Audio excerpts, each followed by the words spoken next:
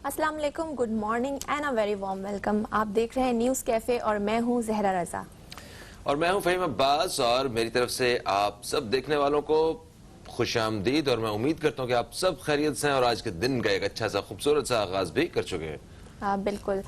Show का आगाज़ करते हैं। आज हम बात करेंगे कोरोना वायरस की नई किस्म और जो बरतानिया में खौफ की सिचुएशन है उस हवाले से। कोरोना वायरस ने सारी दुनिया को अपनी लपेट में ले रखा है। करोड़ों लोग अब तक इस वबा का शिकार हो चुके हैं। लाखों लोग अब तक अपनी जान की बाजी इस वबा के बायस जो है वो हार चुके हैं और रोज़ाना की बेसिस पे हम देख रहे हैं कि हज़ारों लोग इस वबा का शिकार होते जा रहे हैं। कोविड-19 ने जैसे ज़िंदगी को एक तरह से मफलूज करके रख दिया है। खुदा करके हमें एक खुशखबरी मिली कि कोरोना वैक्सीन जो है वो आ गई है और लोगों को अब ये उम्मीद थी और अभी भी है कि ये वैक्सीन जो है इसके बाद ये वबा कंट्रोल में आ जाएगी। लेकिन बरतानिया में जो एक नई किस्म का वायरस सामने आया उसकी वजह से लोग काफ़ी परेशान हैं और पैनिक कर रहे हैं और कहा जा रहा है कि ये जो वायरस है वो 70% रिएक्टिव है और ज़्यादा तेज़ी से फैल रहा है। लोगों के दिमाग में बहुत सारे सवालात हैं कि क्या ये वायरस कोरोना वायरस की ही एक किस्म है या कोई नया वायरस है, कहीं ये वायरस बरतानिया से पूरी दुनिया में तो नहीं फैल जाएगा।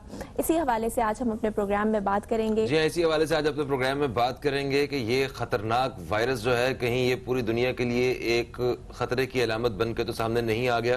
क्या जो बनाई गई वैक्सीन है उससे इसका इलाज मुमकिन है? अभी तक के क्या नताइज सामने आ रहे हैं? क्योंकि मुख्तलिफ ममालिक ने अपने सेहत के शोबे को अपनी सेहत के ख़तरे को महसूस करते हुए बरतानिया के साथ जितनी भी ज़मीनी, फ़ज़ाई और बहरी आमदोरफ्त है उसको फौरी तौर पर मुअत्तल कर दिया है। तो देखते हैं कि आगे ये किस तरफ जो है ये ऊँट बैठ रहा है, किस करवट बैठ रहा है। इस बारे में बात करने वाले हैं। हमारे साथ बहुत ही अहम मेहमान मौजूद हैं, जनाब ताहिर रिजवी साहब। आप एक तज्ज़ियाकार हैं, हम आपको खुश आमदीद कहते हैं। अस्सलाम वालेकुम। कैसे हैं? सर बिल्कुल ठीक ठाक। आप बताएं, आप खैरियत से हैं? माशाल्लाह। अभी तक तो अल्लाह का शुक्र है, बहुत बहुत अल्लाह का करम है कि खैरियत अल्लाह ताला आपको खैरियत से रखे। सिचुएशन चल रही है इसमें तो हर वक्त हर सेकंड अपनी खैरियत के लिए और दोस्तों की खैरियत के लिए और तमाम दुनिया की खैरियत के लिए मेरा ख्याल है हमें दुआ करनी चाहिए अकॉर्डिंग टू सिचुएशन। एग्जैक्टली। अच्छा सर, ये अभी जो वायरस की एक नई किस्म हमने अभी बरतानिया में सुनी और जनूबी अफ्रीका में भी इसके जो है वो केसेस सामने आए हैं, मगर बरतानिया में एक ही दिन में तकरीबन 35,000 के करीब लोग जो है वो मुतासर हुए हैं। तो ये तो इतनी तेजी से फैल रहा है ये वायरस, ये तो सबके लिए बहुत खतरे की अलामत है। और ये तो उस जगह पे हुआ जहाँ पे लोग SOPs को बड़े बेहतरीन अंदाज से फॉलो करते हैं। हमारे यहाँ क्या होगा? एक्चुअली फहीम साहब, मसला ये है, मैं इसको थोड़ा सा पीछे से लेके चलूंगा। लास्ट ईयर तकरीबन यही दिन थे और मैंने वायरस की वो कंट्री देखी है जहां से स्टार्ट हुआ है। ठीक है। मैं वहीं था जब ये वायरस आया है चाइना में, तो मैं वहीं था। बट ये आया था वुहान में और मैं था शेंजन में। मैं काफी दूर था वहां से, तकरीबन 3.5 घंटे की फ्लाइट है, ठीक है, दोनों शहरों में। तो इस वायरस की एक अजीब सी कुछ तजर्बात है जो मैं आपको बताता हूँ। वो ये कि मैं शेंजन में था और चाइना में भी अभी इतना ज्यादा नहीं था, पता चला था कि छोटा मोटा वायरस है। मुझे पाकिस्तान से मेरे लॉयर हैं उबैद साहब, उन्होंने कॉल की, कहने ताहिर कब आ रहे हो? तो मैंने कहा सर जरा काम है थोड़े से, मैं काम के बाद आऊंगा, थोड़े काम कंप्लीट करेगा। कहने लगे यार तुम आओगे तो मैं फिर तुमसे नहीं मिलूंगा, हाथ भी नहीं मिलाऊंगा। मैंने कहने लगे यार वायरस आया हुआ है और तुम बात सुनो, 14 दिन मेरे पास नहीं आना। अभी हम सीरियस नहीं है, मेरे भी जहन में नहीं सुना था छोटा मोटा कोई वहां पर ऐसा सिलसिला है। मैंने हंसी मजाक में कर रहे थे वो भी मुझसे और मैं भी उनसे, खैर बात आई गई होगी। उसके बाद मैं अपने काम में लग गया। आया तकरीबन दिसंबर में थोड़ा सा और ओपन हुआ वहां पर कि वायरस बहुत तेजी से फैल रहा है। अच्छा, चाइना में जो है ना, उनका न्यू ईयर 1 जनवरी से नहीं होता। उनका जो है वो नया साल शुरू होता है फरवरी की कुछ खास चांद की तारीखें होती हैं, जिनमें फेब का फर्स्ट वीक होता है, कभी सेकंड वीक होता है। और चाइना के ट्रेडिशन ये है कि जो उनका नया साल होता है वो उनका सबसे बड़ा त्यौहार होता है। ठीक है। और उस त्यौहार में होता है ये, चाइना में फैमिलीज जो है ना बिल्कुल स्प्लिट होती हैं। यानी बच्चा पैदा हुआ, जब उसने मैट्रिक किया या उसने अपनी इंटर किया या वो थोड़ा सा आगे गया तो वो फौरन मूव कर जाता है दूसरे शहरों में। तो होता ये कि अब्बा यहाँ पर है, अम्मा यहाँ पर है, बहन यहाँ पर है, वो यहाँ पर है, सब लोग स्प्लिट होते हैं। उनका तरीक़ेकार ये है कि वो साल में एक दफा जरूर मिलते हैं। यानी कि कोई चाइनीज वो अमेरिका में हो, कनाडा में हो, उसकी कोशिश होती है कि मैं अपने होम टाउन जाऊं। तो न्यू ईयर पे मिले सारे, न्यू ईयर पे वो होम टाउन पहुंचते हैं, सब होम टाउन पहुंचते हैं और होम टाउन में वो अच्छी तरह मतलब सेलिब्रेट करते हैं। हम लोग जैसे ईद पे 3 दिन छुट्टी करते हैं, तीसरे दिन भी मतलब मर्द हजरात हॉल होने लगती है, वो कहते हैं यार कब ऑफिस खुलेगा और हम जाएं। लेकिन उनके ऐसा नहीं है, वो छुट्टी लेते हैं, लंबी छुट्टी 20-25 दिन की उनकी। उस वक्त तो वायरस था ना वहाँ पे, तो क्या लोग मिल जी रहे मैं वही आपको बता रहा हूँ ना, वो छुट्टी लेते हैं लंबी और वो वहां फिर अपने होम टाउन में जमा हो जाते हैं। अच्छा उस वक्त जब ये वायरस आया उनकी छुट्टी आने वाली थी, मतलब तकरीबन करीब तो होता है ये, जब वहाँ छुट्टियां शुरू हो तो बहुत ज्यादा रश शुरू हो जाता है, क्योंकि पूरी दुनिया को आपको पता है चाइना जो है वो चीजें दे रहा होता है, प्रोडक्ट दे रहा होता है, तो उनके पास बहुत ज्यादा ऑर्डर्स होते हैं। तो उनकी कोशिश होती है, अच्छा उनके यहाँ क्या चक्कर होता है कि जब छुट्टियां होती हैं और जब ये ट्रेनों पे और जहाजों पर रश बढ़ता है, तो वो लोग 15 दिन पहले ही अपनी बुकिंग करा लेते हैं और जाना शुरू कर देते हैं, तो फैक्ट्रीज बंद हो जाती हैं। मुझे याद है लास्ट वर्किंग डे जो था वो था 15 जनवरी वहां पर, और उस वक्त थोड़ा बहुत वायरस जो है ना वो पता चला था कि वायरस आ गया है। उसके बाद मेरा एक काम रुक गया था, तो मैंने खुलना था 2 फरवरी को चाइना, सही, मैं 15 फरवरी को वहां पर क्लोज हो गया चाइना।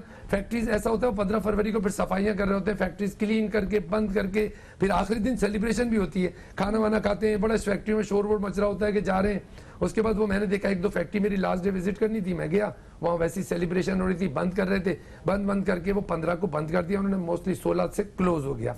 अब मेरा एक काम रुक गया था। हमें ब्रेक की तरफ जाना है, वो हम आगे बढ़ना होगा हमें। आप इसे कोरोना वायरस को आपने देखा, चाइना में आप थे और वहाँ पे लोगों का क्या रवैया था, इस बारे में प्लीज गए। मैं वो बता रहा हूँ। तो उसके बाद जब ये बीच में ये 15 तारीख को छुट्टी हो गई, तो मेरे पास फोन आया मेरे मैनेजर का, वो होम टाउन चला गया था। उसने कहा boss you are going to Pakistan. मैंने कहा नहीं मैं अभी नहीं जा रहा, मेरा काम है, तो हो सकता है छुट्टियों के बाद जाऊं। उसने कहा अच्छा, मैंने कहा नहीं तुम होम टाउन जाओ। मुझे पता था उनकी रिवायत है कि वो जाते हैं। तो उसने फिर मुझे फोन किया 21 को या 20 को दिसंबर की, जनवरी की सॉरी, कि मतलब बॉस, मैंने कहा वेयर आर यू, मैंने कहा आई एम इन शंजन। कहने लगा very difficult and very dangerous virus is coming, और वो ऐसे वायरस आ गया एंड बी केयरफुल, बाहर नहीं जाना और यूं नहीं करना, मास्क निकाल के। खैर मैंने कहा हाँ मैंने सुना है, थोड़ा सा मैंने एहतियात शुरू कर दिया। उसके 2-3 दिन बाद वहाँ ये हुआ, बिल्डिंगों के सामने खड़े हो गए थे, टेम्परेचर चेक कर रहे थे और लोगों को नहीं जाने दे रहे थे। यानी कि फौरी तौर पर उन्होंने एसओपीज को फॉलो करना शुरू कर दिया। यही इसका वाहिद एक सबसे बेहतरीन और पहला इलाज तो यही है इसका। एक वक्फे की तरफ हम लोग बढ़ रहे हैं, वक्फे से वापस आएंगे तो मजीद इसी हवाले से ताहिर साहब से बात करेंगे। कहीं मत जाइए, अब तक देखते रहिए न्यूज़ कैफे, देखते रहिए।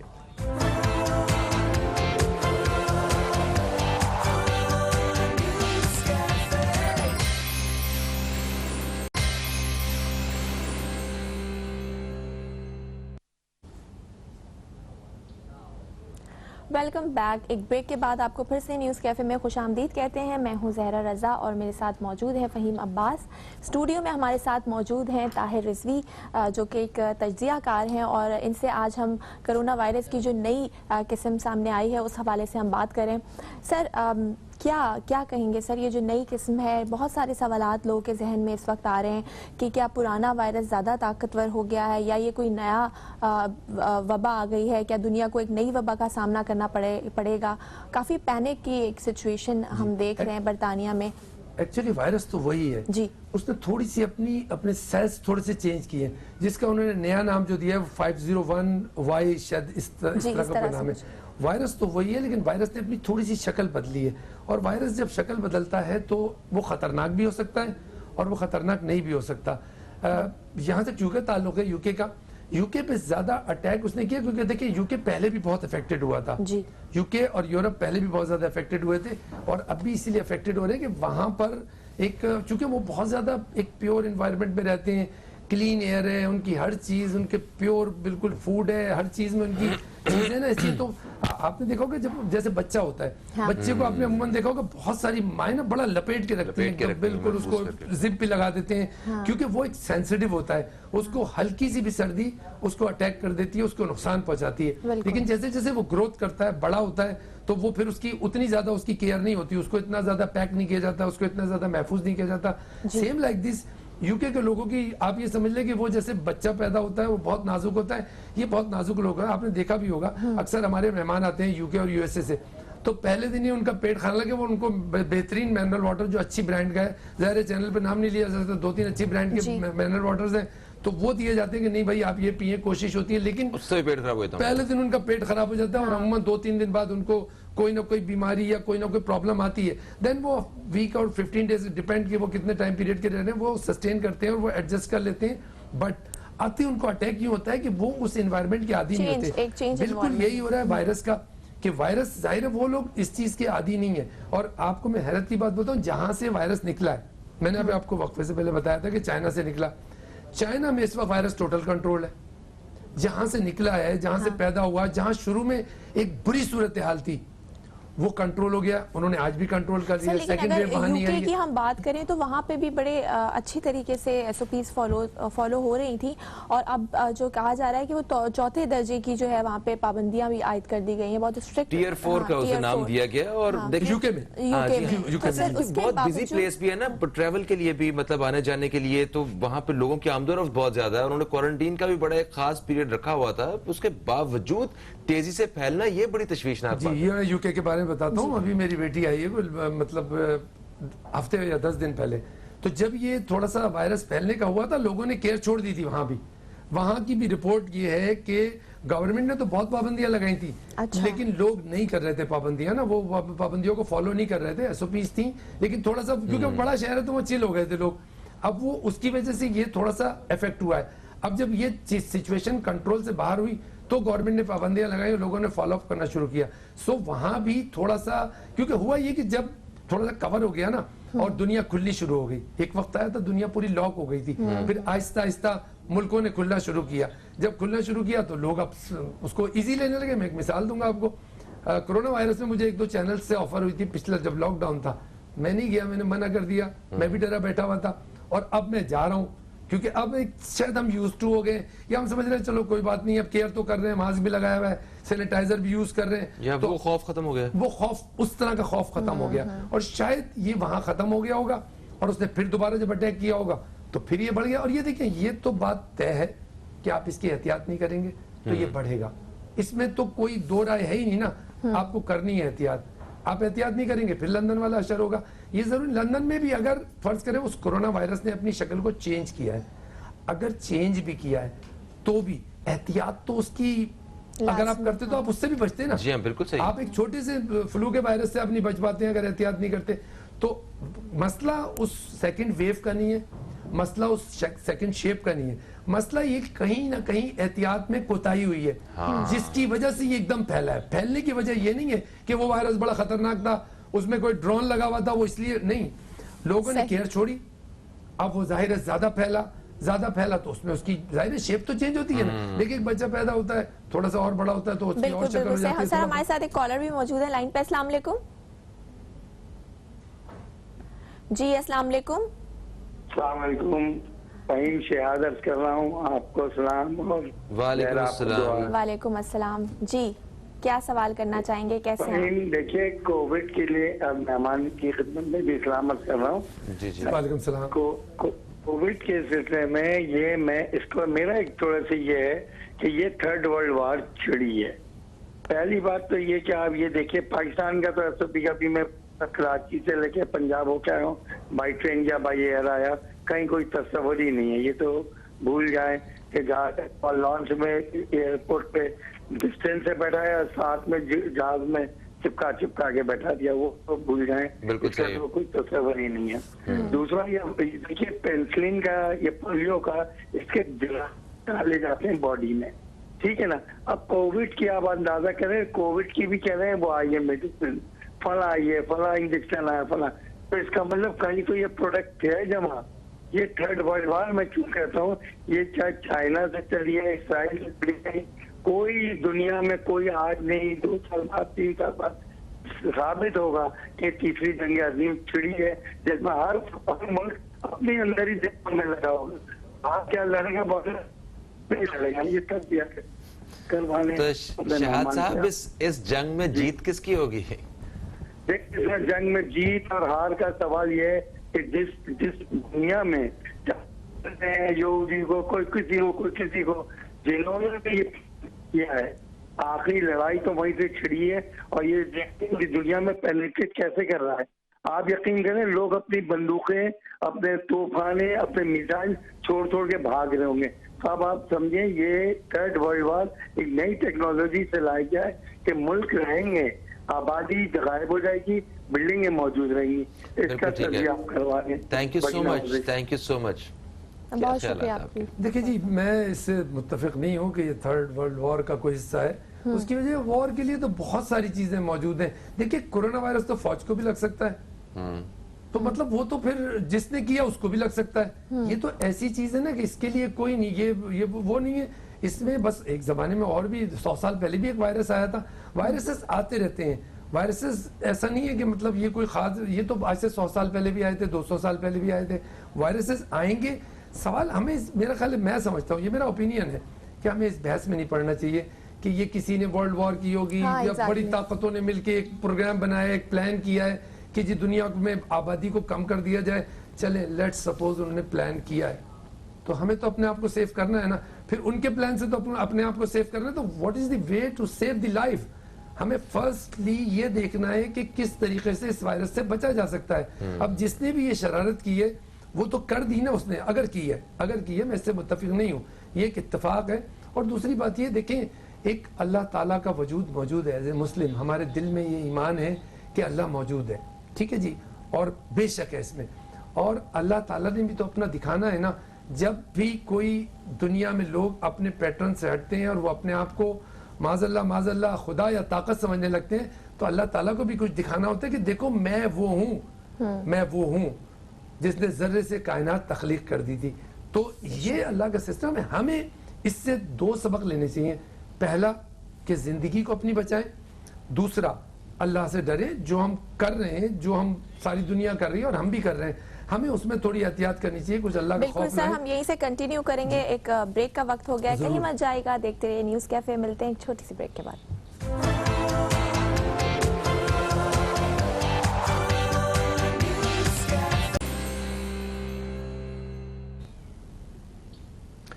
एक वक्फे के बाद आपको फिर से खुश आमदीद कहते हैं हम न्यूज़ कैफ़े में। न्यूज़ कैफ़े में हमारे साथ आज जनाब ताहिर रिजवी साहब मौजूद हैं और जिनसे हम कोरोना वायरस की नई किस्म के हवाले से बात कर रहे हैं। ये वाकई पूरी दुनिया के लिए एक परेशानी की बात है और फ़िक्र की बात है कि एक नई किस्म सामने आ चुकी है। अभी तो हमने पिछली जो किस्म है उसी से हमने निमट पाए सही मानों में, और अभी हमें इससे भी निमटना है। अल्लाह खैर करेगा। मुझे बताएं कि क्या आपको लगता है कि ये मतलब हम बच पाएंगे या पूरी दुनिया जो है वो महफूज रह पाएगी, या सिर्फ ये इन्हीं ममालिक में ये किस्म रहेगी, या ये बाहर भी ये निकलेगा वायरस? देखिए, बची तो दुनिया में कोई जगह नहीं बची। बहुत ही कम मुल्क हैं कि जिनमें इसका इफेक्ट नहीं पड़ा। इफेक्ट तो सबको पड़ा। नई टाइप की बात करो, नए टाइप की वायरस भी वो भी देखें, उसमें एक चांस है। उसमें चांस ये कि नए टाइप का वायरस उस वक्त आया है। पहले वाला वायरस जो था उसके बारे में मैं ये बताऊं कि उसको समझने और उसको एक उसकी सेफ्टी के लिए लोगों को अवेयरनेस देने में टाइम लगा था। मतलब शुरू में तो लोग, आपने सुना होगा, पाकिस्तान में कहते थे कोई नहीं है वायरस। अभी भी कहते हैं कोई वायरस नहीं था।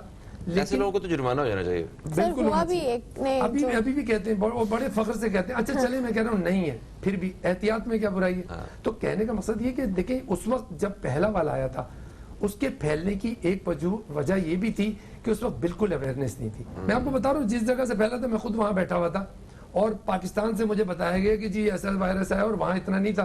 तो अच्छा, अब मजे की बात सुने, जहां से ये निकला था वहां इस वक्त नहीं है, बिल्कुल तकरीबन खत्म के बराबर है। इतना बड़ा मुल्क है और वहां नहीं है। चाइना में नहीं है, कंट्रोल हो गया। और यूके में अब एकदम उसकी नई शक्ल आ गई है। देखिए, एक चीज नोट करें फहीम साहब, जहां जहां एहतियात नहीं हो रही है वहीं पर ज्यादा नुकसान हो रहा है। लोग पैनिक होके क्यों यूके से भाग रहे हैं? इसलिए कि मैं बता रहा हूं, मेरे पास इसकी विटनेस मौजूद है कि वो चिल हो गए थे, उन्होंने छोड़ दिया था, मिलना जुलना सब कुछ शुरू हो गया था, वैसे ही सिस्टम शुरू हो गया था, उसकी वजह से वो फैला। अब वो फैला तो जाहिर है, जब बीमारी फैली तो उसमें तो जाहिर है फिर ये होता ही है, फिर घबराहट होती है। जिसको नहीं हो वो भी घबराता है तो फिर वो जाहिर है मूव करता है। वहां पर ट्रेनों पे रश हो गया है, जहाजों पे रश हो गया है। यही तो वजह है ना, इसीलिए तो कहते हैं कि क्रिसमस का भी टाइम आ रहा है तो लोग शॉपिंग और इसीलिए कहते हैं एहतियात करें। यहाँ लोग सुनते नहीं है। एहतियात करेंगे तो कोई पैनिक नहीं फैलेगी। हमारा सिस्टम वैसे क्या फर्क पड़ता है अगर हम सैनिटाइजर यूज कर लें, हम हैंड वॉश करें, हम सोशल डिस्टेंसिंग करें। अभी लोग नहीं मान रहे। मैं आपको बताऊं, अभी एक शादी हुई है, मैंने एक शादी मेरी नजर से गुजरी है, माशाल्लाह पूरे 5-6 जितनी भी होती थी ना तकरीब वो सारी हुई हैं मुकम्मल, उसमें कोई कम। मैं हैरत कर रहा था कि मतलब अगर 2 तकरीब उसमें से मेहंदी यहाँ और मेहंदी वहां एक कर लें, ठीक है जी, बारात को थोड़ा सा समअप कर लें, वलीमे को थोड़ा सा कम नहीं, वो बिल्कुल उसी तरह हुई है और मतलब मास्क वगैरह का इस्तेमाल भी नहीं हुआ है, बड़ी रस्मी सी। अब क्या होगा, खुदा न खास्ता ये जरा सा भी फैला, जब हम एहतियात नहीं करेंगे तो ये काबू से, देखिए एहतियात ना करने में काबू से बाहर हो जाता है, एहतियात करने में होता है मगर काबू में होता लहर है। के मुकाबले में दूसरी लहर तो बहुत ज्यादा खतरनाक साबित हो रही है। पाकिस्तान की बात करें तो सर क्या कहना चाहेंगे उन लोगों को जिनका रवैया इतना गैर जिम्मेदाराना है और वो इसी तरह शादियों के फंक्शंस भी अटेंड कर रहे हैं, लोगों को भी बुला रहे हैं और SOPs भी फॉलो नहीं कर रहे हैं, क्या देखिए कहेंगे सर? बहुत गैर जिम्मेदारी की बात है ये, और इसमें ना सिर्फ आप अपनी जान को खतरा है, आपकी जान को तो खतरा है, लेकिन आप सामने वाले को, अच्छा इस बीमारी का एक ये है, खुदा न खास्ता मुझे कोरोना है, मुझसे आपको लगा या किसी को भी लगा, मुझे कुछ नहीं हुआ और वो अस्पताल पहुंच गया, तो ये हमें एक रिवायत, और वैसे भी हम मतलब हमें एहतियात करनी चाहिए, क्योंकि ये अच्छा मुझे खुदा न खास्ता लगा और मैं फैमिली में गया, मेरी फैमिली में मेरे बच्चे हैं, मेरी बीवी है, उनको लगा, ये देखें थोड़ा सा क्या आपको कुछ नहीं हुआ, उनको नुकसान पहुंच गया, वो दुनिया से चले। देखें किस तरह शादी हुई है, बीबी फातिमा तो ज़हरा सल्लल्लाहु की किस तरह शादी हुई है, खजूर पर, कितने सादे तरीके से। इस्लाम तो वैसे ही एक सबक देता है कि शादी को सादा करो। अच्छा एक मजबूरी की वजह से अगर सादा करना है तो कर लेना चाहिए, नहीं बिल्कुल उसी तरह हो रही है, और बल्कि सिफारिशें लगाई जाती हैं कि खाने पे पाबंदी है तो किसी को कहलवा दिया जाए तो खाना भी हम खिला दें। देखिए ये सारी बातें ये आके रुकती हैं शऊर के नाम पे, ठीक है, वो शऊर हमारे यहाँ उसकी बड़ी कमी है, तो उसी की वजह से हम ये SOPs भी फॉलो नहीं कर पा रहे हैं और भी 50 मसाइल हैं हमारे साथ। तो एक वक्फे की तरफ बढ़ रहे हैं हम लोग, वक्फे से वापस आते हैं, तो जरा इस हवाले से बताइएगा किस तरह हम जरा अपना शऊर बढ़ा सकते हैं, थोड़ा सा जरा एहतियात करें, वायरस से बचें, दूसरों को बचाएं। एक वक्फे के बाद आपसे दोबारा मुलाकात हो रही है दोस्तों, कहीं मत जाइए, अब तक देखते रहिए न्यूज़ कैफे, देखते रहिए।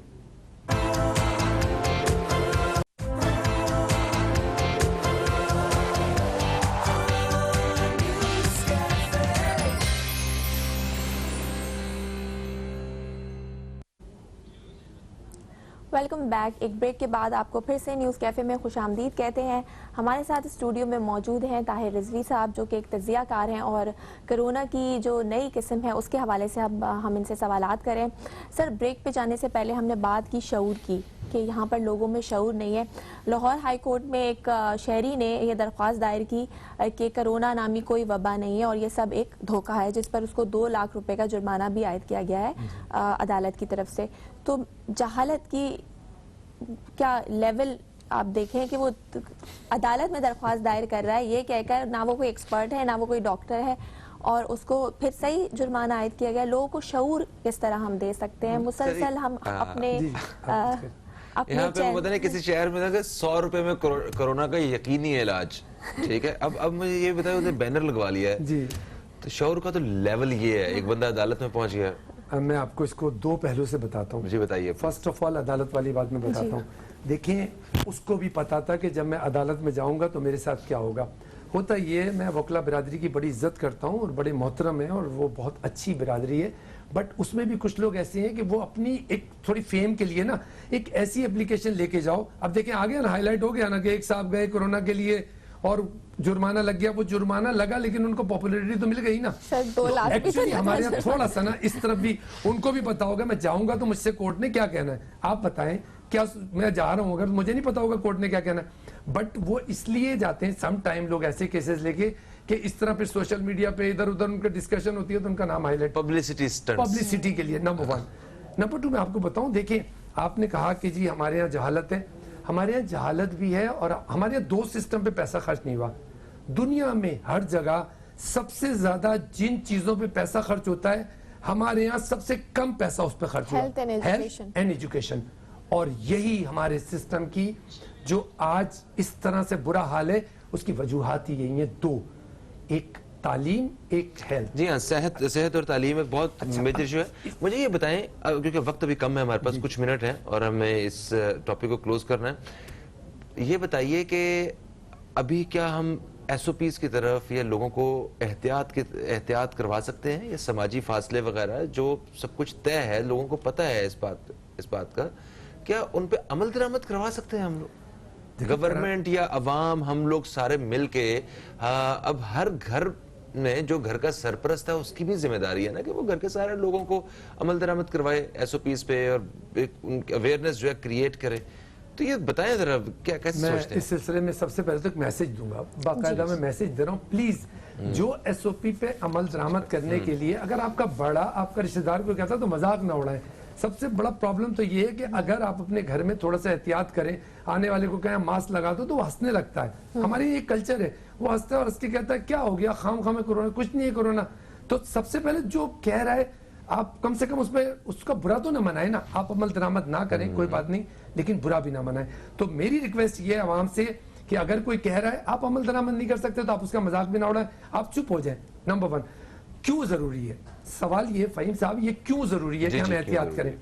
सबसे बेसिक बात उसकी ये कि हमारा हेल्थ सिस्टम इंतहाई कमजोर है। अच्छा, इंतहाई कमजोर है, यानी कि बिल्कुल ऐसा है कि खुदा न खास्ता हमारे यहाँ अगर जरा सा भी प्रेशर आ गया, जरा सा भी प्रेशर आया, आप यकीन करें जो लोग मजाक उड़ा रहे हैं ना वही घबरा रहे होंगे। आज ये जिनको वेंटिलेटर चाहिए उनके लिए वेंटिलेटर अवेलेबल नहीं। मैंने खुद देखा है फ्रांस में इतना अच्छा हेल्थ सिस्टम है उनका, अस्पताल के कॉरिडोर में लोग लेटे हुए थे एक जमाने में। फ्रांस कितना डेवलप्ड है, जो कि कितना वहां पर प्रेशर आ रहा है हॉस्पिटल्स पे। हमारे यहाँ क्या है, हमारे यहाँ हॉस्पिटल में जब बच्चे की डेथ होती है तो बाप उसको मोटरसाइकिल पे लेके जा रहा होता है। ये हमारा हेल्थ सिस्टम है और इस हेल्थ सिस्टम में किसी का कसूर नहीं है, सबका कसूर है। ये पूरा चलता चला आ रहा है, पिछले वालों ने भी नहीं किया, इधर भी नहीं हुआ है, बीच वालों ने भी नहीं किया है। कोई भी हेल्थ सिस्टम पे तवज्जो नहीं दे रहा। दो सिस्टम पे हमें बहुत सीरियस तवज्जो देनी पड़ेगी। सर, तो आप क्या समझते हैं हुकूमत को और क्या इकदाम करने चाहिए अभी कोरोना वायरस की जो एसओपीज हैं उसको उसकी इम्प्लीमेंटेशन के लिए, और दूसरा कि हेल्थ फैसिलिटीज जो नहीं है, हमने देखा पेशावर में 7 से 8 लोग जो है ऑक्सीजन ना मिलने की वजह से इंतकाल कर गए। हंगामी बुनियादों पर तमाम झगड़े फसाद और चीजें छोड़कर हंगामी बुनियादों पर हेल्थ के लिए हमें कंसंट्रेट करना चाहिए। हमारे फंड्स जो इधर उधर हमने लगाए हैं वो हेल्थ पर और उसके साथ साथ एजुकेशन पे भी, ये बहुत जरूरी है। देखिए हेल्थ और एजुकेशन दोनों जरूरी हैं, तो हेल्थ पर इस वक्त केयरफुली जो है ना फंड्स अवेलेबल हो और काम हो, क्योंकि ये प्रेशर आ सकता है। जो हमारे रवैये हैं सही। अच्छा देखिए, एजुकेशन की आप बात कर रहे हैं तो एजुकेशनल इंस्टीट्यूट्स वो मतलब वाहिद ऐसी जगहें थी जहाँ पे इन एसओपीज को प्रॉपर फॉलो किया जा रहा था और उनको सिखाया जा रहा था कि आप छोटे छोटे बच्चों को भी कि आपने हाथ सैनिटाइज करने हैं, आपने मास्क लगाना है, आपने दूर दूर बैठना है, आपने मतलब हाथ नहीं मिलाना है। ये सारा कुछ उन बच्चों को ट्रेन किया जा रहा था और मेरा ख्याल यही वो इदारे होते हैं जहाँ पे सही तरह से फॉलो भी किया जा सकता है। वही बंद है इस वक्त। और आपने कहा कि अगर घर में कोई एक कहे या कोई अगर बच्चे कोई छोटा कहे कि भाई ये नहीं है तो उसकी तो वाकई परेशानी की बात है, मगर अगर बड़े कह दें आपको कि कोई नहीं है भाई ऐसा वायरस वर्स कोई नहीं है, ये सारी हुकूमत की साजिश है, तो ऐसी सूरत हाल में आप किस तरह लोगों तक आगाही पहुंचाना चाहिए? देखिए बच्चों को तो अल्लाह ना करे अभी इतना खतरा भी नहीं है, खतरा तो बड़ों को ही है। बड़ों को एहतियात करनी चाहिए, बड़ों को इसको सीरियस लेना चाहिए। और देखिए अचानक होता है ये कोई ऐसा नहीं होगा कि बहुत आहिस्ता आहिस्ता आहिस्ता आहिस्ता खुदा न खास्ता फैलेगा, एकदम अचानक। आपने देखा अभी बीच में बिल्कुल फ्लैट हो गया था, ग्राफ उसका फ्लैट हो गया था, फिर वो एकदम तेज हुआ और तेज होने के बाद फिर एकदम अचानक एकदम तेज हुआ। बीच में आपको खबरें मिलनी बंद हो गई थी, लेकिन अब खबरें मिल रही हैं उसको हो गया, इसको हो गया, ये मर गया। अच्छा हमारे एक और बात, हमारे टेस्ट तो इतने हो नहीं रहे, तो बहुत से लोग जो मर रहे हैं कोरोना में ऐसा फील हो रहा है कि ये नॉर्मल मरे, हार्ट अटैक हुआ था, उसको क्या हुआ था, उसकी तो किडनी में ही हो गया। देखिए मल्टी ऑर्गन फेलियर होता है इसमें। कोरोना कोई खाली एक जगह जाके हिट नहीं करता कि उसने आपके लंग्स पे किया है, या वो मल्टी ऑर्गन फेलियर है, कहीं भी किसी को भी कर सकता है। बहुत से खांसने छींकने वाले भी कोरोना के पेशेंट्स ही हैं जिन्होंने टेस्ट नहीं करवाया हुआ और जो खुद भी इस बात से बेखबर हैं और वो चाहते भी नहीं है। बल्कि आपने ऐसा देखा है कभी कि मास्क लगाया हो एक शख्स ने, उसे छींक आई है, उसने मास्क उतारा, ये छींक की और मास्क पहन लिया? ये भी करते हैं और मास्क लगाते हैं, लेकिन वो यहाँ गले पे। ये देखें दाढ़ी पे लगाया होता है मास्क, जो है दाढ़ी पे होता है, गले पे होता है। मास्क जिस जगह लगाना। और एक और बात, एक मास्क 3 दिन तक चलता रहता है, ये सबसे ज्यादा डेंजरस। मास्क को फौरन एक टाइम पीरियड के बाद उसको फौरन फेंक देना चाहिए और फेंकना भी ऐसे आम जगह नहीं, बल्कि बाकायदा डस्टबिन में उसको डिस्पोज करना चाहिए। बिल्कुल ऐसा। Thank you so much Tahir साहब, आपने बड़ी जबरदस्त किस्म की बात जो है वो बातें हमारे साथ शेयर की हैं। यकीनन देखने वालों का, सुनने वालों का जो है वो फायदा हुआ होगा। दोस्तों एक वक्फे की तरफ हम लोग बढ़ रहे हैं, वक्फे के बाद वापस आएंगे तो एक जबरदस्त से मौजू पे आपसे बात करना अभी बाकी है। कहीं मत जाइए, अब तक देखते रहिए न्यूज़ कैफे, देखते रहिए।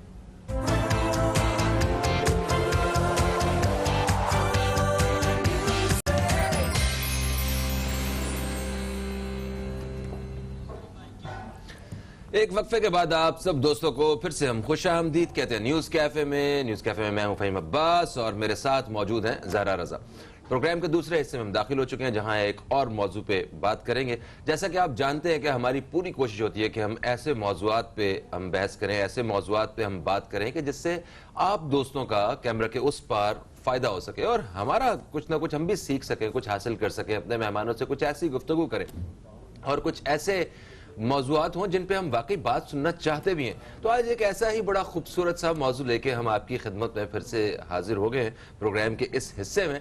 और वो जो हमारा मौजू है वो है लिबास से मुतल्लिक। ये आप सब जानते हैं कि लिबास शख्सियत का आईनादार होता है और लिबास से हमारी शख्सियत जो है वो उसमें और ज़्यादा निखार आता है और बल्कि हमारी शख्सियत का पता भी चलता है कि हमारे लिबास को देखे थे कि हम किस किस्म की पर्सनैलिटी हैं, हम मतलब तो हमारे कपड़ों से जो है वो सब कुछ जो है वो अंदाज़ा हो जाता है। तो इसी हवाले से आज हम अपने प्रोग्राम में बात करने वाले हैं कि पाकिस्तान भर में इस वक्त सर्दी की शिद्दत जो है वो बढ़ रही है और कुछ लोगों को सर्दियों में जो फैशन करना और मुख्तलिफ किस्म के कपड़े पहनना वो बड़े पसंद होते हैं। मुझे भी वैसे सर्दियाँ ज़्यादा पसंद है फैशन के हिसाब से, पहनावे के हिसाब से।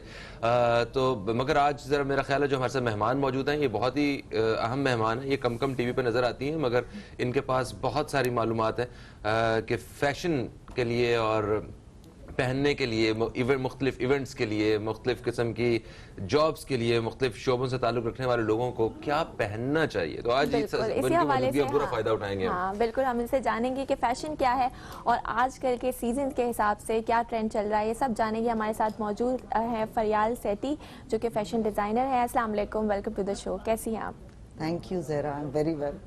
अस्सलाम वालेकुम। सलाम, कैसी हैं आप? बेहतरीन, थैंक यू। माशाल्लाह, आप सुबह सुबह इतनी फ्रेश कैसे लग रही हैं?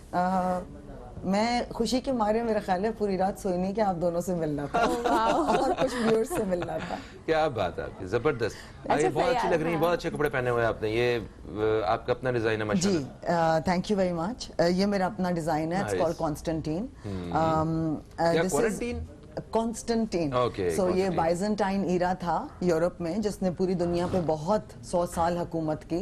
उसका जो फाउंडर था जिसने इस्तांबुल को ले किया था और जिसके हाथों इस्तांबुल खत्म हुआ था, दोनों का नाम कॉन्स्टेंटाइन था। और इनके टाइमों पर वहाँ बहुत आर्ट और आर्किटेक्चर में फलाही आई थी। तो खैर ये उससे इंस्पायर्ड है। अच्छा। और बहुत प्रैक्टिकल है सर्दियों के लिए। इट्स वार्म और ऐसा भी नहीं है कि आप इसको पहनने के बाद आपको बहुत मतलब आपको जाड़े में ही भारी बर्फ में ही जाना है, नहीं। It's very comfortable. 80% wool, 20% cotton. क्या बात है जनाब, आप तो पूरा इसको पूरी तफसीलात निकाल के हमारे सामने रखते हैं। कसम से इतनी नहीं चाहिए हमारे लिए, इतना ही अच्छा है कि बहुत खूबसूरत है। बहुत खूबसूरत लगा। फरियाल, जो आपका ब्रांड है शेरो, तो मुझे उसके बारे में, हाँ शीरो, तो उसके बारे में थोड़ा सा बताएं कि इसका नाम कैसे रखा और क्या इसके एग्जैक्टली मीनिंग क्या है? अच्छा, शीरो एक जापानीज वर्ड है जिसका मतलब है सफेद, वाइट। वाइट जो है वो मेरी फिलॉसफी है, मेरी जिंदगी की भी और मेरे ब्रांड की भी। वाइट बड़ा सिंपल है, इसमें ज्यादा साइंस की जरूरत नहीं है। इसका मतलब है सफाई, प्योरिटी, खालिस होना। तो आपकी नीयत खालिस है, आप कस्टमर्स तक बेहतरीन चीज पहुंचाना चाहते हैं, क्या आप अपना बेहतरीन हिस्सा उसमें डालेंगे? यू नो, क्या आप उसको, अपने इरादे को, अपने एग्जीक्यूशन को, अपने काम को प्योर रखना चाहते हैं? Simple, it is so simple. तो बड़ा अच्छा आपका पीछे जिसके कॉन्सेप्ट है ब्रांड के, वो बड़ा अच्छा है। तो लोगों ने इसको मुख्तलिफ नामों से भी कभी पुकारा तो होगा, ऐसा हो नहीं सकता। ये शीरो तो आप कह रही हैं, लोग तो कहते हैं वो दुकान है जी शेरू उथे चला जाए, वो तो ऐसे बात करते हैं। मैंने शीरू भी सुना, मैंने शेरू भी सुना। जब शेरो सुना तो मैंने कहा ये तो किसी के घर में कोई पेट होगा तो वो शेरो बुला रहे हैं। अच्छा, सो बस करेक्ट करना पड़ता है, समझाना पड़ता है। It's okay. बड़ा प्यारा सा नाम है शेरू। शीरो, आपने भी वही किया। शीरो अच्छा, सही है। It's okay. तो ये बताइए कि आपका जो ब्रांड है, जो मतलब जिस तरह के आप कपड़े बनाती हैं, आप एक फैशन डिजाइनर हैं, तो किस किस्म के कपड़े आपकी पसंद होती है कि मैं इस तरह के कपड़े जो है ना पहनाऊं, या इस शोबे के से ताल्लुक रखने वाले लोग मेरे कपड़े पहने, या इस तबके के लोग मेरे कपड़े पहने? होता है ना, हर एक का अपना अपना एक एरिया होता है। तो आप क्या जहन में रख के काम करती हैं? ओके, मेरा फर्स्ट ऑफ ऑल तो अप्रोच है, आपने शुरू में कहा, इंट्रोड्यूस किया कि लिबास इंसान की शख्सियत का आईनादार है। This is it, this is the philosophy. इस ब्रांड की यही फिलॉसफी है। पहले तो बात यह, मैं कौन हूँ और मैं कैसे पहचाना जाना चाहती हूँ, और मैं चाहती हूँ लोग मुझे कैसे ट्रीट करें। और आपका लिबास, आपका चाल चलन, आपका बॉडी लैंग्वेज लोगों से बात करना बताएगा कि अगला आपको कैसे ट्रीट करेगा, या आप चाहते हैं कि आपको कोई कैसे ट्रीट करे। ठीक है, ये हम खुद बताते हैं। और सबसे पहली चीज, आपके आवाज निकलने से पहले भी आपका लिबास बता चुकता है, आपकी बॉडी लैंग्वेज बता चुकती है। इस चीज को मद्देनजर रखते हुए आप नोटिस करेंगे कि मेरी लाइन में बड़े बड़े फूल, बूटे, गुलदस्ते आप नहीं देखेंगे, क्योंकि ये जो मेरा ब्रांड है, ये कपड़े जो हैं उस शख्सियत के बारे में, जिसने पहने हुए हैं उस पर फोकस करते हैं। वो शख्स कौन है, ठीक है, उसकी पसंद नापसंद, उसका रहन सहन, उसकी आउटलुक लाइफ में, उसकी क्या स्ट्रगल रही है लाइफ में। सो इसलिए मेरे ज्यादातर फ्लैट कलर्स हैं, ब्लॉक कलर्स हैं, और सिंपलिस्टिक है, सिंपल है मेरा काम। अच्छा, अब रहा एज ब्रैकेट, तो ये टीनेजर से लेके, आई टेल यू, 60 साल की खवातीन तक लेके जा चुकी हैं। अच्छा जी। एक बात तो ये, क्योंकि ये बियॉन्ड एज है। और मैं आपको एक बात बताऊं, ये एज को जो दुनिया में इतना ज्यादा बना दिया गया है, ये हमारे जहनों में है। जिंदगी तो जिस दिन आप पैदा हुए तब भी एक तोहफा है, और जिस दिन तक आप मरेंगे तब भी तोहफा था। बिल्कुल सही। तो बदला क्या? बदला तो मेरा और आपका एटीट्यूड। ठीक है। तो फरियाल, यानी आपका जो ब्रांड है वो हर तबके के लिए, कोई एक टारगेट मार्केट नहीं है आपकी कि आप अपर क्लास को टारगेट कर रही हो, या upper middle. It is not fair कि मैं इस टारगेट मार्केट को करूं, मैं इस क्लास के लिए। Sorry, there is no class, we are all human beings, सब खवातीन है। मैं एक खातून होते हुए जिस तरह मेरी स्ट्रगल है, हर खातून की एक स्ट्रगल है, और हर स्ट्रगल जरूरी है, और हर स्ट्रगल को मैं सराहूंगी, चाहे वो कोई भी तबका हो। अच्छा। और ये घर में खाना पकाने वाली इस वक्त जो शो देख रहे हैं, या जिस वक्त किचन में काम कर रहे हैं, वो घर में भी पहन सकते हैं। और जो एक बैंकिंग में खातून एक डिपार्टमेंट को लीड कर रही है, वो भी पहन सकती हैं। जब आप देखेंगे, आप समझेंगे कि मैं आपसे क्या अर्ज कर। अच्छा, एक मतलब जो घर में खवातीन काम करने के लिए आपने कहा कि घर में भी आप मेरे कपड़े पहन सकती हैं, मैं इसके से कोई भी, इसका मतलब है कि बहुत महंगे कपड़े नहीं है? नहीं, मतलब यही कोई 3-4 लाख रुपए का एक जोड़ा होगा। ऐसे ही है ना कुछ? ओह गॉड, आपने वाकई इसको तो शीरों से शेरू ही कर दिया। नहीं, actually it's called affordable luxury. Luxury मगर जो अफोर्ड कर सके, और इसकी रेंज 3000 से लेके 7000 तक है। इस वक्त गुड न्यूज ये है कि ये साल इतना डिफिकल्ट गुजरा कि मैंने एज अ बिजनेस स्ट्रेटजी ये समझा कि आई थिंक मैं खुद भी ये चाहूंगी अपने लिए कि मैं भी अब स्माइल से 2021 एंटर करूं, क्योंकि बस बहुत हो गया, और सब यही चाहेंगे। तो हमने लगाई है सेल, और sale is more than 30%। Sale more than 30%। तो मतलब ये तो फिर जो हमारे देखने वाले हैं, जो अभी आपको शो से कांटेक्ट करेंगे, उनके साथ तो आपने कोई खास बर्ताव नहीं। आपका नाम लें, शो का नाम लें, फिर देखते हैं हम उनको क्या करते हैं उनके साथ। अच्छा, और उनको क्या एडेड बेनिफिट देते हैं। सुन लिया आप सबने, देखा हमारे कितने अच्छे मजे। वो कह रहे हैं कि आप हमारे शो का नाम लें, हम लोगों का नाम लें, और फिर देखिएगा हम आपके साथ कितना जबरदस्त जो है वो सलूक करेंगे। क्या बात है आपकी। आपको उसका वैल्यू एडिशन देंगे, एडवांटेज देंगे। हमें भी कुछ मिलेगा उसके बदले? जरूर मिलेगा आपको, आप हुक्म कीजिए। जस्ट किडिंग, हमें कुछ नहीं चाहिए। हमें सिर्फ हमें चाहिए कि हमारे नाजरीन जो हैं वो खुश रहें, आप लोग जो हैं वो खुश रहें, काम शाम करते रहें। एक और चीज मैं बीच में ऐड करना चाहता हूँ, पूछना चाहता हूँ। आपने कहा कि आप मतलब टीन एज जो खवातीन हैं, उन वहां से लेके आप 60 साल तक की खवातीन के लिए आप डिजाइन करती हैं। जो शूट में नजर आता है ना, वो तो बड़ी दुबली पतली मॉडल्स होती हैं, मगर जो ओरिजिनली जो चाहिए होता है, जो माँ होती है, जो हमारी मोस्टली जो माएँ हैं, उनको तो उनकी थोड़ी हेल्दी होती हैं, उनका वेट ज्यादा होता है। तो क्या उनके लिए भी आप कुछ डिजाइन करती हैं? जी, थैंक यू, आपने बहुत अच्छा और अहम सवाल पूछा है। मैंने एक इंजीनियर किया है साइज, उसका नाम है स्मार्ट साइज। ये साइज स्मॉल से लेके लार्ज तक ने पहना है। खवातीन ने ट्राई किया है और पहन के देवर सरप्राइज्ड। एंड ये सिर्फ मैं कह नहीं रही, आप आइए, आप ट्राई कीजिए। मैं क्यों करूं वो वाला औरतों वाला? आप अपनी फैमिली की खवातीन अच्छा, को ले आए, अपने फ्रेंड्स को ले आए, आपके व्यूअर्स आए और खुद आके देखें कि दिस इज। एंड सेकेंडली हम लोग कस्टमाइज भी करते हैं, इट्स अ नीश ब्रांड। तो अगर किसी को वही चीज चाहिए और वाकई उनको नहीं आ रहा, तो सोल्यूशंस हैं उस चीज की।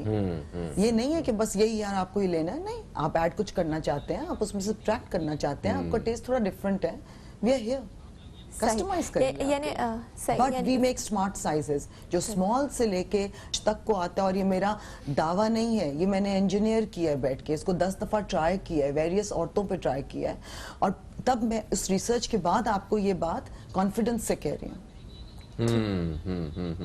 जबरदस्त जबरदस्त। अच्छा मुझे बताइए कि आपने ये जो भी आप डिजाइनिंग वगैरह कर रही हैं, तो इसकी बाकायदा आपने तालीम हासिल की है, या हमने बहुत सारे डिजाइनर्स ऐसे भी देखे हैं जो घर में बड़े अच्छे बहनों के कपड़े डिजाइन करती थी, वो खुद थोड़ी सी एक्टिव थी, उन्होंने कहा चलो मैं काम ही शुरू कर दूंगा, और उनके नाम के साथ डिजाइनर लग गया, और वो काम भी कर रहे हैं ऐसे जिनकी कोई एजुकेशन वगैरह नहीं भी है उस हवाले से। मैं चाहता हूँ जरा ये आप बताएं लोगों को कि आप किस तरह यहाँ तक पहुँची हैं, आज जो काम कर रही हैं, इसके पीछे कितनी स्ट्रगल होती है। ऐसे ही मतलब अचानक आपको कपड़े सीने आते हैं तो आप डिजाइनर नहीं बन जाते। ये थोड़ा सा इस हवाले से भी थोड़ा सा गाइड करें, और जो हमारी बहनें इस वक्त देख रही हैं जो डिजाइनर बनना चाहती हैं या कुछ इसमें काम करना चाहती हैं, आज ऑनलाइन बहुत सारे काम हो रहे हैं, उस जानिब भी थोड़ा सा आप गाइड कीजिए, कोई आसानी पैदा कीजिए। एक वक्फा ले लेते हैं, वक्फे के बाद वापस आते हैं, तो जरा इस हवाले से बताइएगा हमारे नाजरीन को। दोस्तों कहीं मत जाइए, अब तक देखते रहिए न्यूज़ कैफे, देखते रहिए। एक छोटे से वक्फे के बाद आपसे दोबारा मुलाकात हो रही है।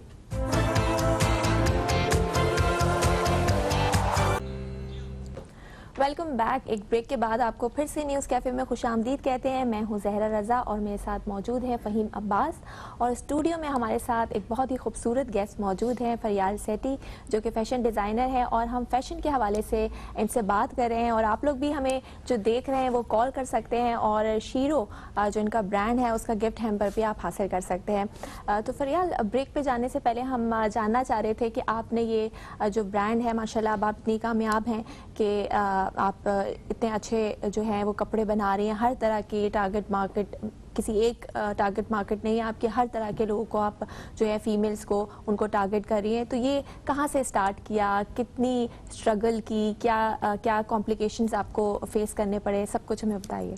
ओके, आई थिंक मैं बचपन से स्टार्ट करूंगी। आपने बहुत अच्छा सवाल किया और बहुत इसमें यादें भी हैं। मैं छोटी सी थी तो मेरी अम्मी ने मुझे कढ़ाई सिखाई, तो मैंने सबसे पहला एक रुमाल बनाया और तोहफा बना के दादा को दे दिया। तो उनके लेने से ज्यादा तो मेरे देने में खुशी थी। उसके बाद मेरी अम्मी ने मुझे निटिंग सिखाई, नीडल्स और ऊन के साथ। तो मैंने खुशी के मारे एक नेवी ब्लू हैंडबैग बनाया। अरे वाह, बच्ची थी, हैंडबैग का शौक था। I was only 7 years old। वो पहला हैंडबैग भी दादा को चला गया। अच्छा। हाँ, दादा ने बड़ा कहा बेटा नहीं तुम रख लो, मैंने कहा नहीं आप रखें। मतलब बचपन से ही एक शौक था। मुझे शौक था क्रिएटिव चीजें बनाने का। मैं घर में, मैंने स्कूल में कुछ सीखा, क्राफ्ट क्लास में कुछ सीखा, घर आके फ्रिज बना दिया, फ्रिज बना के दादी को दे दिया। अरे वाह, जॉइंट फैमिली में रहती थी। ठीक है, ओके ना। बचपन में ऐसा एक्सपीरियंस था कि मैं जॉइंट फैमिली में रहती थी और दादी की फेवरेट थी, और मेरी दादी मेरे वार्डरोब बनाती थी। अच्छा। अब जाहिर है दादी अपने हिसाब से बनाती थी ना। हाँ। तो जाहिर है मेरी वार्डरोब अप टू डेट तो फिर नहीं थी in terms of taste and style, क्योंकि दादी अपने हिसाब से बनाती थी। ठीक है, तो मुझे एहसास होने लगा, मैं देखने लगी अपने राउंड और बच्चियों को, और मुझे एहसास होने लगा मेरा थोड़ा सा जरा सा रिमोट है, ये अप टू डेट नहीं है मेरा वार्डरोब। मुझे ऐसा फील होने लगा। सही है। ठीक है, अब दिस इज समथिंग जो मेरे अंदर हुआ और मैं कॉन्शियस होना शुरू हो गई। अच्छा। तो मैं इस कॉन्शियस फीलिंग के साथ ग्रो अप करी। तो मैं कॉन्शियस हो गई अपने बारे में, क्योंकि मैं कैसा ड्रेसअप होना चाहती हूँ। आई थिंक ये बचपन से शुरू होता है। हाँ, सही और दादी ने बहुत मोहब्बत से बनाए थे। फुल क्रेडिट टू हर।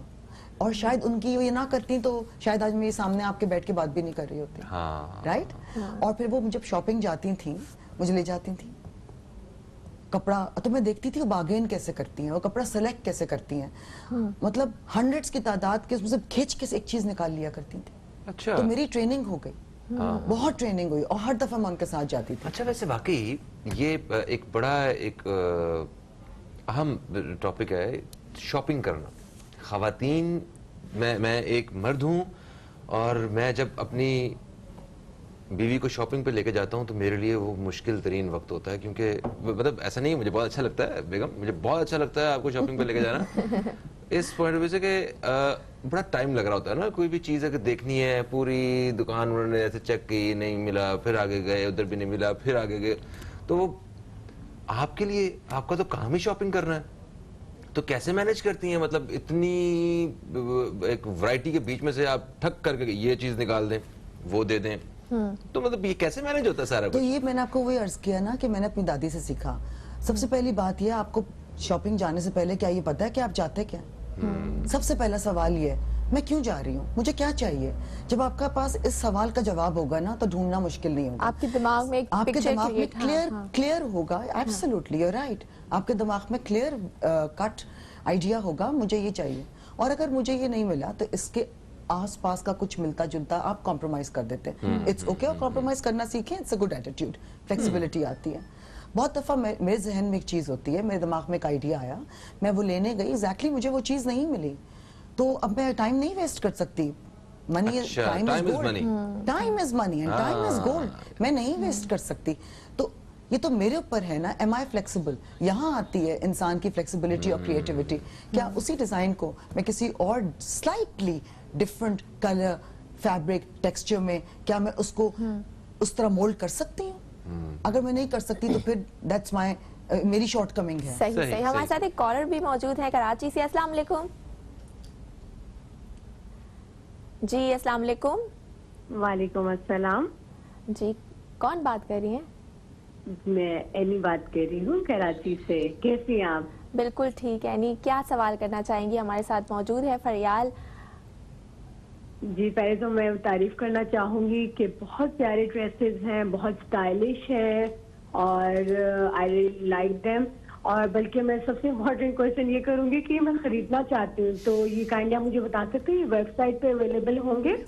जी बिल्कुल, बताते ठीक है, ठीक है, ठीक है, आपको बताया जाएगा। आपको बताते हैं, आप प्रोग्राम देखते रहिए, इस हवाले से अपडेट करेंगे। बहुत शुक्रिया, बहुत शुक्रिया यानी आपका कॉल का। देखिए, लोग खरीदना भी चाहते हैं और Thank you so उनको बताइए कि आपकी जो आउटलेट है वो कहाँ पे है, विजिट कर सकते हैं। और उसके साथ साथ ये भी बताइए कि जो दूसरे शहरों में है इस वक्त और पाकिस्तान से बाहर भी प्रोग्राम देखा जाता है, तो ऑनलाइन भी क्या इसकी खरीदारी की जा सकती है, कैसे सिलेक्शन हो सकती है? ठीक है, ऑल राइट। हमारी वेबसाइट है, इसको नोट कर लीजिए, www.shirogroup.com। ये हमारी वेबसाइट है, आप इस पे ऑर्डर प्लेस कीजिए। अगर ये आपके लिए कन्वीनियंट नहीं है तो हम फेसबुक पे हैं, शीरो SHIRO, एक ब्लैक लोगो का, उस पे व्हाइट से लिखा हुआ होगा। और हम इंस्टाग्राम पे भी हैं @shirogroup। बिल्कुल ठीक हो गया। ठीक है, शीरो के ऊपर दो नुक्ते क्यों?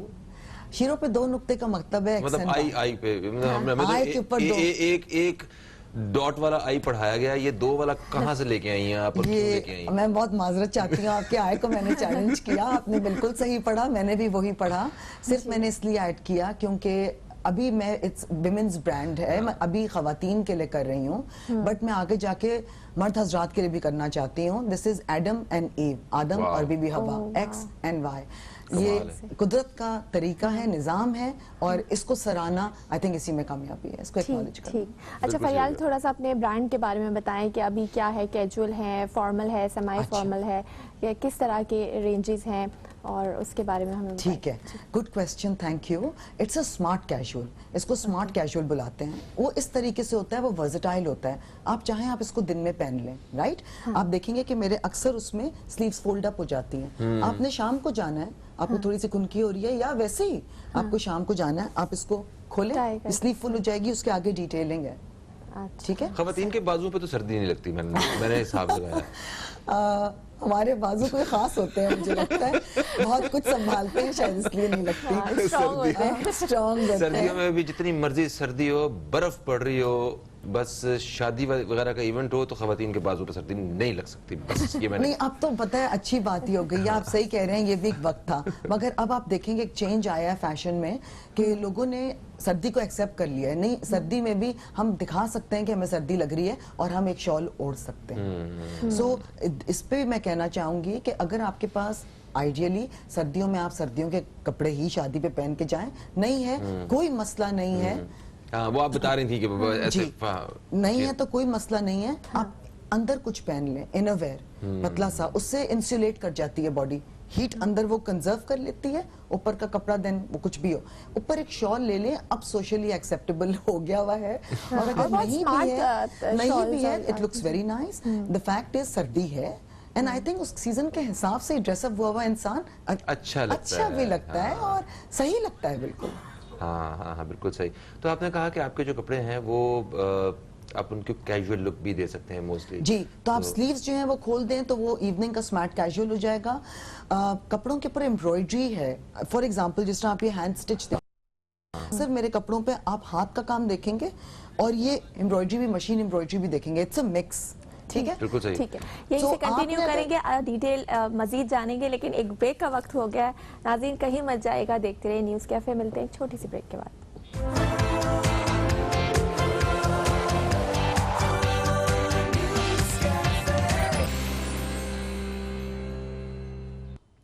एक वक्फे के बाद आपको फिर से हम खुश आमदीद कहते हैं न्यूज कैफे में। मैं हूं फहीम अब्बास और मेरे साथ मौजूद हैं ज़हरा रजा, और स्टूडियो में हमारे साथ आज मौजूद हैं एक फैशन डिजाइनर मोहतरमा फरियाल सेठी साहिबा, जो एक ब्रांड रन कर रही हैं शीरो। तो इस हवाले से उनसे तफसील से हम बातचीत कर रहे हैं। तो बातचीत दोबारा शुरू करने से पहले क्यों ना एक कॉलर को शामिल कर लिया जाए जो काफी देर से इंतजार भी कर रहे हैं। अस्सलाम वालेकुम जी, कौन है हमारे साथ? हेलो हेलो, अस्सलाम वालेकुम। वालेकुम अस्सलाम। कैसी हैं आप? कौन हैं? कहाँ से बात कर रही हैं? जी, मैं मासूमा कराची से बात कर रही हूँ। और कैसी हैं? ठीक हैं जी, अल्हम्दुलिल्लाह माशाल्लाह। अब बताइए कि आप आज के प्रोग्राम के हवाले से क्या कहना चाहती हैं? एक्चुअली जो डिजाइनर हैं ये मैंने इनकी वेबसाइट अभी रिसेंटली विजिट की थी and I just loved her winter collection. मैं बहुत रेयरली ऑनलाइन शॉपिंग इस तरह करती हूँ बिकॉज ट्रस्ट इश्यूज होते हैं, बट इनकी विंटर कलेक्शन मुझे बहुत ज्यादा अच्छी लगी है। अच्छा, नाइस। जी जी बिल्कुल। और क्या कहते हैं, आई वुड लव टू अगर मुझे इनका ट्राई करने का मौका मिले तो मैं जरूर इनका ट्राई करूंगी। और अगर आपकी तरफ से गिफ्ट हमको मिल जाए तो वो तो और भी अच्छा, फिर तो कमाल ही हो जाएगा ना। मैं तो कह रहा हूँ मजे आ जाएंगे फिर तो। ठीक है मासूमा साहिबा, thank you so much for calling. हम अभी फरियाल साहिबा से बात करते हैं इस बारे में। मैं कोशिश करूंगा कि आपको गिफ्ट हैम्पर मिल जाए, है ना? अच्छी कॉलर दे दें जी, जरूर दे दें आप गिफ्ट हैम्पर। बहुत मुबारक हो आपको। आपका नंबर जो है, आपकी डिटेल जो है वो हम शो के बाद जो है वो फरियाल साहिबा को दे देंगे।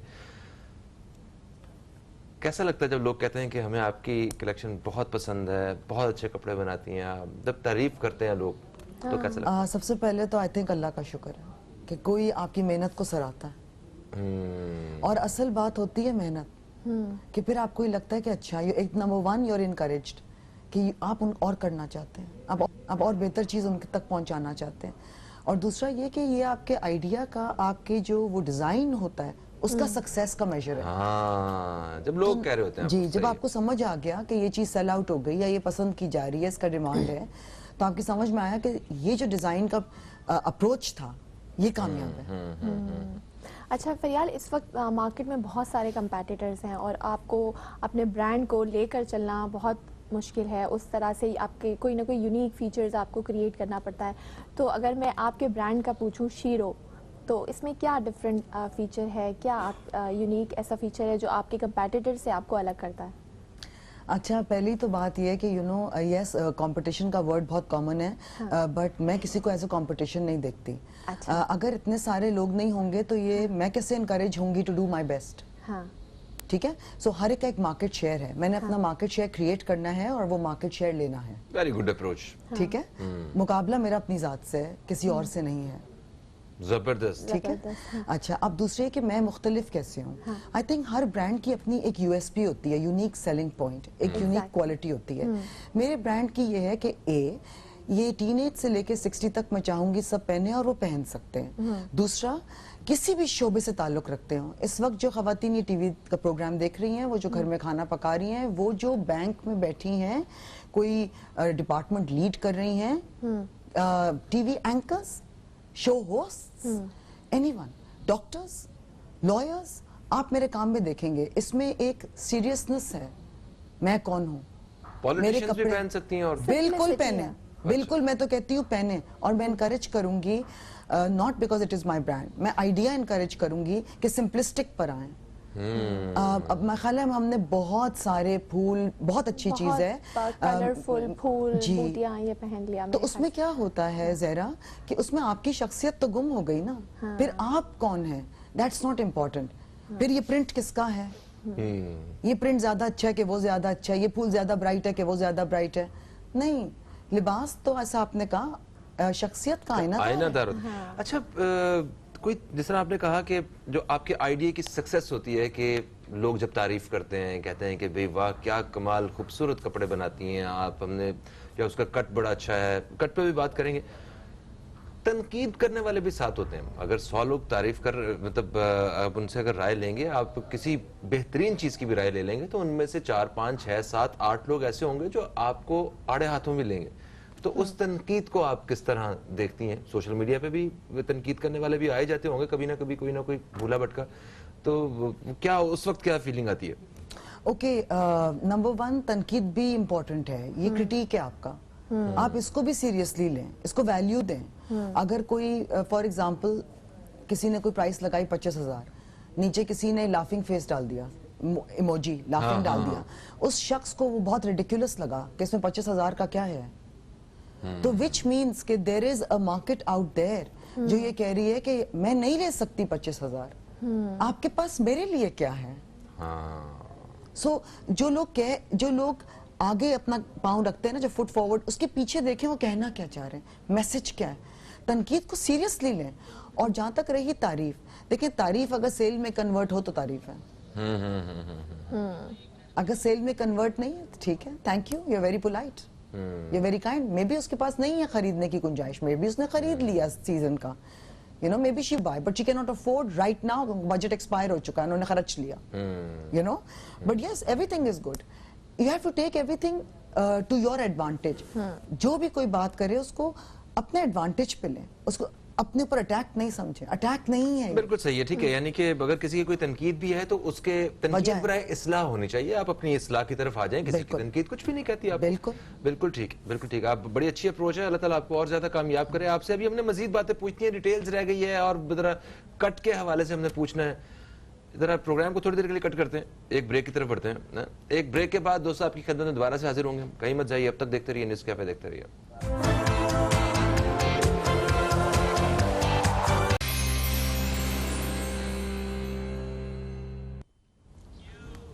Welcome back. एक ब्रेक के बाद आपको फिर से न्यूज़ कैफ़े में खुशामदीद करते हैं, और मैं हूं ज़हरा रज़ा, मेरे साथ मौजूद हैं फ़हीम अब्बास, और स्टूडियो में हमारे साथ बहुत ही खूबसूरत डिज़ाइनर मौजूद हैं, फरियाल सेठी।